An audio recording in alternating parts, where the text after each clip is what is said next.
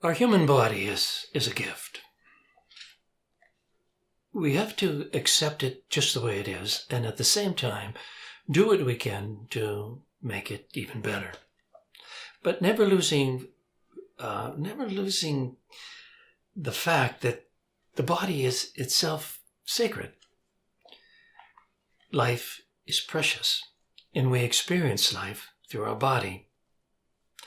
I know there's a tendency by many people to look at the flaws of the body. When I look in the mirror, being in as the elder stage, do I want to focus on the brown spots? Do I want to focus on the colors of the hair?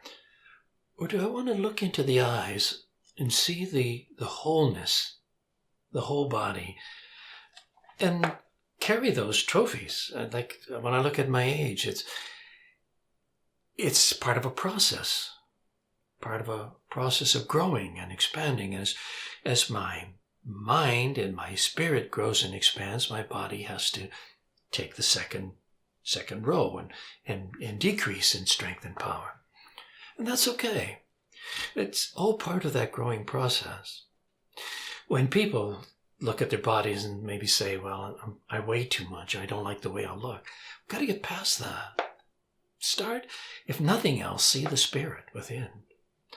It's very important that we can look into the mirror and look right into our eyes and be able to say, I love you. To look at our body and be able to say, I love my body. Because my body brings me to experiences where I can grow and expand. This poem is called Forest Path. As I stroll through these forest paths and stop and place my hands on the scarred trunks of these century-old giants, I can feel the soft sacred vibrations that meet and mingle in my soul, slowing down the hectic pace of my mind into a gentle flow of sweet energy that lays my thoughts to rest, so that my heart can beat out its rhythm and I can become a part of the harmony of thousands of living things. As I breathe in the oxygen and the molecules of the chemicals released by my dear old friends, the trees, my body coaxes my mind to stop and breathe slowly and deeply, absorbing the rich airborne nutrients that flow from the trees to the air, to my lungs, and into my bloodstream. They enrich the very fiber of my being and set each and every cell into a soft hum that is music to my heart and soul.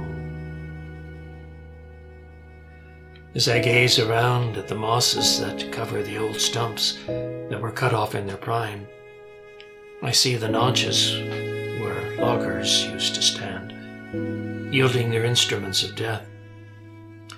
As I take in the width and the breadth of the old giants, forefathers of the present growth, I weep at the lost breath and wisdom that used to spread its aura over this land.